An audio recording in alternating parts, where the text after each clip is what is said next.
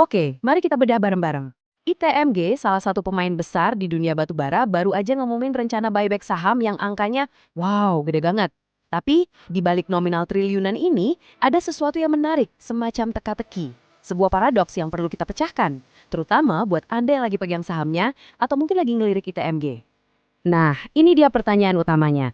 Kenapa coba sebuah perusahaan nyiapin dana segitu besar buat aksi korporasi yang kalau kita lihat aturan mainnya, kok kayaknya sengaja dirancang biar nggak berhasil 100% ya?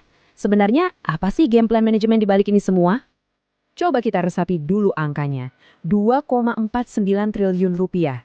Ini bukan dana iseng-iseng loh. Ini adalah sebuah pernyataan, sebuah unjuk kepercayaan diri yang kuat banget dari perusahaan. Duit segini itu cukup buat beli kembali sekitar 27% dari semua saham publik yang beredar. Ambisius banget kan? Rencananya sih cukup jelas ya. Begitu dapat lampu hijau dari RUPSLB, ITMG punya waktu 12 bulan buat belanja saham. Tapi kuncinya ada di sini nih. Pembeliannya dilakukan di pasar reguler. Ini bukan tender offer, bukan penawaran khusus dengan harga premium. Artinya, mereka bakal beli saham ya kayak kita-kita juga di bursa. Dan poin inilah yang jadi awal dari semua keunikan cerita ini.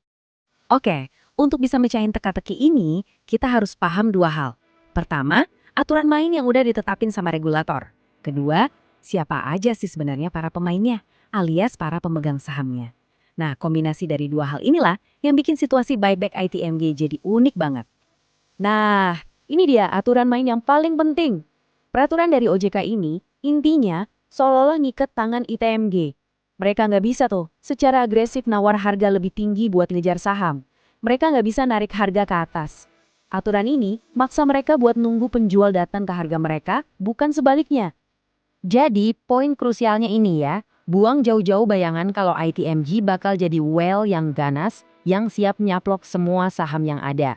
Secara hukum, posisi mereka itu pembeli pasif. Mereka cuma bisa nampung apa yang pasar kasih di harga saat itu atau bahkan lebih rendah. Ini batasan pertama yang paling-paling penting. Sekarang, ayo kita tips siapa aja pemainnya. Siapa sih yang sebenarnya megang saham publik ITMG?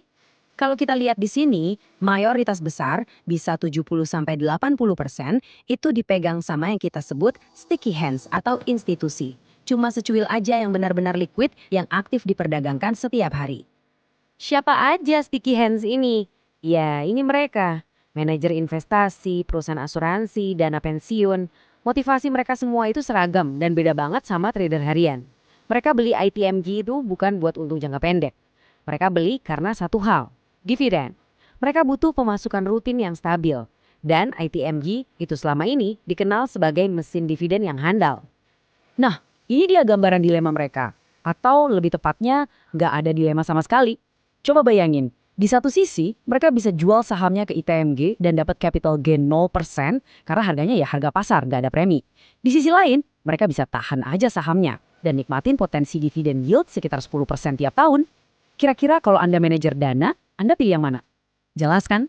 Logikanya ya begini. Jual saham ITMG itu sama aja kayak motong ayam yang lagi bertelur emas. Gak ada insentifnya sama sekali buat mereka ngelepas saham di harga pasar. Tugas mereka kan ngumpulin telur emasnya, bukan jual ayamnya. Oke, jadi kalau ITMG nggak bisa beli secara agresif dan para pemegang saham utamanya juga ogah jual, terus buat apa dong alokasi dana triliunan ini? Nah, jawabannya adalah tujuan utamanya itu bukan penyerapan saham. Tujuannya itu sesuatu yang jauh lebih cerdik dan strategis. Ini dia inti dari semuanya. Buyback ini adalah sebuah sinyal raksasa. Pengumuman alokasi dana 2,49 triliun itu sendirilah aksi utamanya, bukan nanti pas eksekusi pembeliannya. Ini cara manajemen ngobrol sama pasar tanpa perlu banyak ngomong. Begini cara kerja strategi cerdas ini. Pertama, mereka umumin dana super besar buat pamer kepercayaan diri. Kedua, ini otomatis menciptakan lantai harga atau price floor secara psikologis. Pasar jadi tahu ada pembeli raksasa yang siaga, jadi orang-orang pun segan buat nge-short sahamnya. Ketiga, mereka cukup beli sesekali aja, dalam jumlah kecil, sekedar buat buktiin kalau dananya beneran ada. Hasilnya, harga saham stabil dengan biaya yang minim banget. Ini namanya efisiensi modal tingkat dewa. Oke, sekarang kita udah paham permainannya. Pertanyaan paling penting berikutnya, terus apa artinya ini buat kita sebagai investor? Gimana kita sebaiknya merespon strategi sinyal ini? Yuk kita bedah buat dua tipe investor yang berbeda. Buat Anda yang memang investor dividen sejati, strateginya simple banget. Hodl, tahan terus saham Anda. Kenapa? Karena Anda dapat semua enaknya. Harga saham Anda dijagain sama lantai buyback. Anda tetap dapat dividen yield yang aduhai. Malah, kalau ada saham yang berhasil dibeli, jatah dividen per lembar saham Anda di masa depan bisa ikut naik. Dan yang paling penting, Anda punya peluang besar dapat bonus dari sisa dana buybacknya. Nah, kalau untuk para trader, pesannya sedikit beda. Penting banget buat ngerti kalau buyback ini perannya sebagai jaring pengaman, bukan roket pendorong. Jadi jangan berharap ITMG bakal agresif naikin harga ya, karena aturannya aja melarang. Fokus trading Anda harus tetap kembali ke fundamental perusahaan dan prospek harga batubara, bukan cuma gara-gara ada aksi buyback ini. Tadi kita udah singgung sedikit, tapi ayo kita gali lebih dalam. Ini bagian yang paling seru dari strategi ini. Kalau buybacknya sukses dengan cara menghabiskan dana sesedikit mungkin, lalu apa yang terjadi sama sisa triliunan rupiah yang udah disiapin? Ini dia pertanyaan triliunan rupiahnya. Uang itu jelas nggak bakal hilang. Uang itu bakal tetap ada di kas perusahaan, bikin tumpukan kas mereka jadi makin tebal. Dan para investor institusi yang dari awal nggak mau jual itu tahu persis soal ini. Dan inilah hadiah tersembunyinya.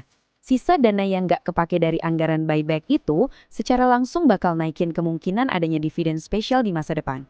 Para institusi nggak mau jual karena mereka bertaruh dan ini taruhan yang sangat aman kalau mereka bakal dapat bagian dari uang itu lewat dividen, di mana semua pemegang saham ikut kecipratan untung. Jadi, inilah akhir dari paradoks kita. Sebuah aksi korporasi yang kesuksesannya justru diukur dari seberapa minim dana yang dipakai.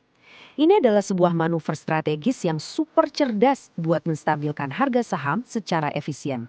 Dan hadiah utamanya pada akhirnya bukan buat mereka yang jual, tapi justru buat para pemegang saham yang setia, yang paham permainannya, dan memilih buat bertahan. Sebuah pemikiran yang menarik untuk kita renungkan.